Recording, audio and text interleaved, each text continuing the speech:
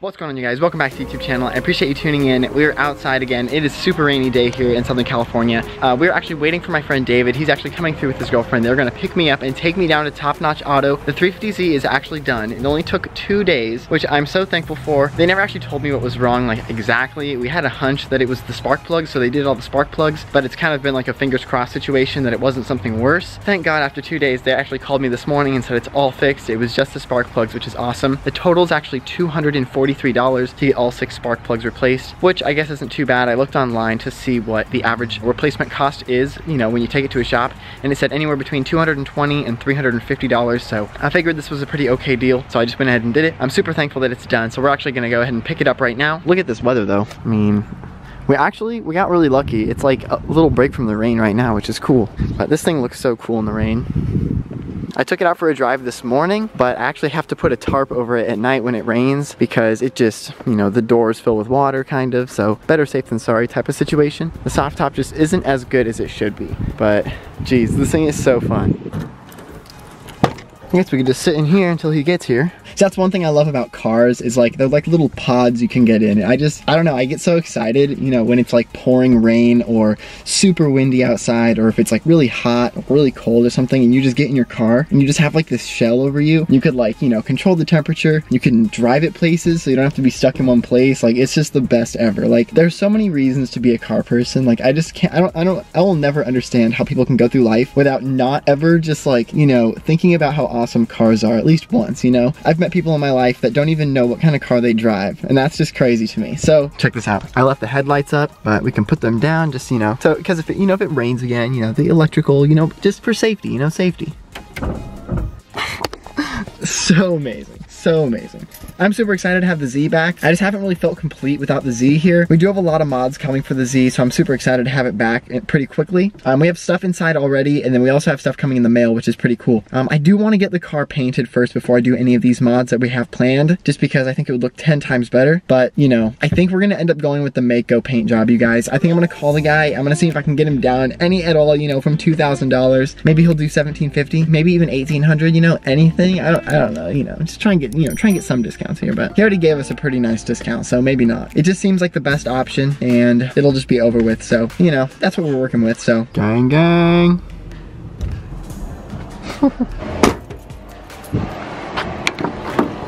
Gang, gang. We're late, but we made it.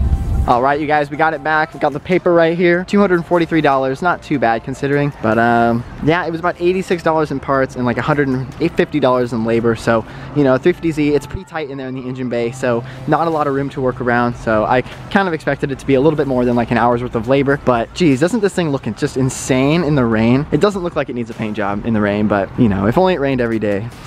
Anyways, thank you guys so much at Top Notch Auto for taking care of me. They do such a great job every single time, and you know, they handled the Miata, and now they've handled the 350Z, so they said if I have any more issues, just bring it over to them and they'll get it solved. So that's pretty cool. Thank you, David, for driving me over. OG. All right.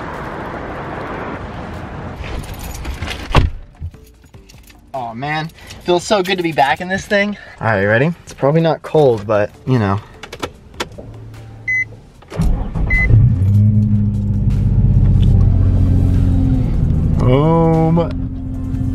Fired right up. I was kind of thinking like maybe this thing would run a little bit differently because it has brand new spark plugs in it.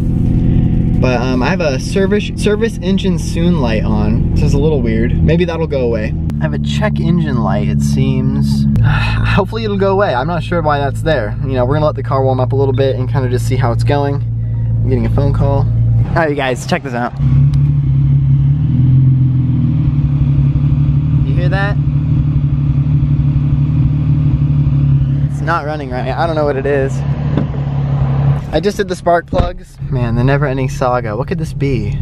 Well, you guys, so this thing is idling really weird and it's sputtering at the high RPMs, so it's really like the spark plugs didn't obviously fix whatever the issue is. There's a check engine light on.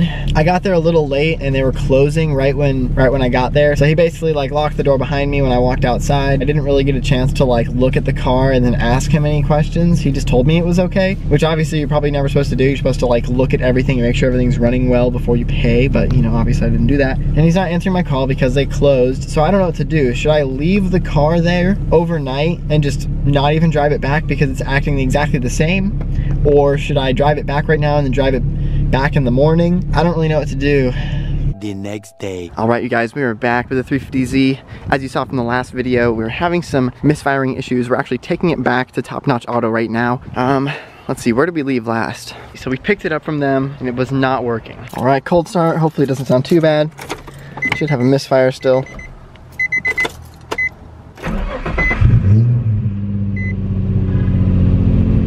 Okay, doesn't just sound too bad right now. Check engine light's still on.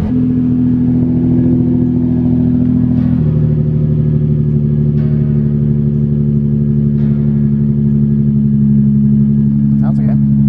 You can imagine how they started and they were like, all right, it's fixed. I heard it. It's starting again.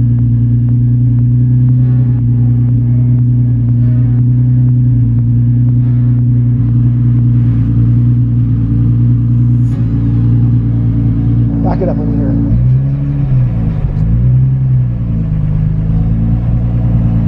It would be really dumb if it's just the gas has water in it. Yeah. To tear the whole thing apart. Yeah. So I might start there. Okay. We're back in the 350Z. The car is misfiring still. It's kind of weird. It's not too bad though, which is nice. So we're actually headed back to Top Notch Auto because they said it was fixed and obviously it's not fixed. So we're gonna see, you know, what exactly needs to be fixed. What's kind of unfortunate is like I paid for a spark plug job to be done and they did the spark plug job and it was like 220 bucks. It's kind of a lot, I feel like, for spark plugs, but maybe not, maybe that's normal. They said it fixed the issue and it didn't fix the issue. I'm kind of wondering if my other spark plugs were okay then, because they never told me if they were, you know, fried or not. You can easily check, you know, if spark plugs are shot, so I'm kind of curious if they just changed them without checking. I don't know, we're gonna go find out. The car does not have full power, it's kind of sputtering. I don't know if you can hear it. Check it out. Hear that? So basically what I'm gonna do to try and diagnose this myself, because I did do one thing in particular that was a little different than what I normally do. I actually went and filled up at the Shell station in Fallbrook. That was right after that canyon run from the other day, and then this happened basically the next day. So I was kind of curious, maybe they have like water in their fuel or something and they don't know. So I'm gonna go get a fuel additive that kind of helps the water in the system if there is any, and then we're gonna fill up on gas because we have about a quarter tank from that day, and then we're gonna see if that helps at all, because there might just be water in the fuel, which would be, I mean, that would be amazing to find out that that's the only issue. And I guess we have some new spark plugs and then we'll just kind of take it how it is, but jeez, sounds too weird. All right guys, so we just hit O'Reilly Auto Parts. We got this Lucas Oil upper cylinder and injector cleaner. We're gonna add it to the fuel right when we fill up here in a few minutes. Hopefully it does the job. If it does the job, that'll be the easiest fix and I'll be so thankful, but it might not, and then obviously, you know, we'll know where to start. So hopefully it's not the coil packs, it might be. Oh man, she still sounds good, even while throwing a check engine light, you know what I mean? Yeah, right at that like 3,500 RPM, it starts to sputter and we don't have any more power. It's really weird. All right, so now's the moment of truth. We're gonna add this stuff, tune up in a bottle, the complete fuel treatment. Ew.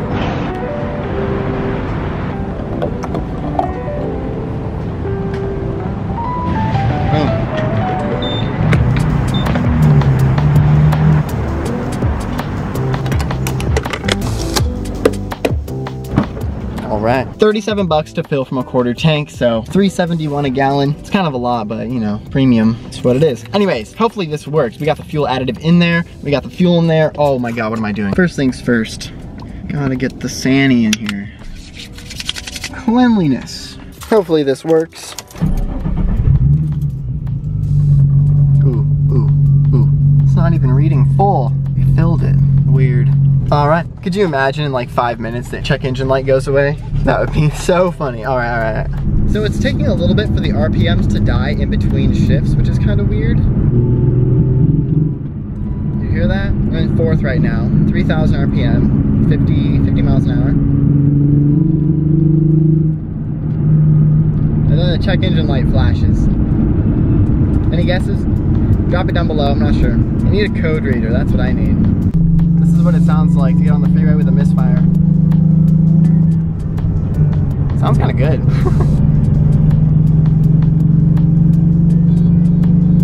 It's a slow lane for us. ladies and gents. Man, we've done some hella pulls on this freeway right here. It's not one of those days. One last pull. See, that actually didn't feel too bad. Here we are, Top Notch Auto. We're in good hands here, boys. I think. Yes.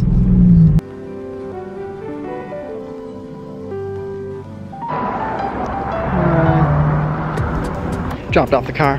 None of my friends could pick me up and my dad is busy, so I got like a 2-hour walk, so it won't be too bad. Hopefully we'll knock it out pretty quickly. But so when I was at Top Notch Auto, they actually told me that the guy had driven it for like a day and a half before me, and he said it drove perfectly fine. And as you guys saw from the video, the moment we picked it up, it did not run perfectly fine. I told him I sat outside there, and he told me I should have just left it, but I didn't want to just leave my car outside overnight in a place I don't really trust or know. So obviously I drove it home, but anyways, they're gonna fix it. Hopefully they're gonna figure it out. It's probably the coil packs or something. I asked him if he could throw the scanner on it, and he said they would do that, and I kind of wanted him to do it like right there with me standing there, but I don't really know. We got a long walk home. I stopped for some tacos because I was hungry, and Rose's Cafe is amazing over here. I've been coming here for like ever. So anyways, we're gonna walk back to the house. That's what I know. Hopefully it doesn't cost me any more than it already does. At least we know that the spark plugs didn't do anything, so I can put a lot of that money towards whatever they're gonna do right now, hopefully, because you know, my other spark plugs were probably fine. So it is nice to have new plugs though, so I don't know. The life of owning cars.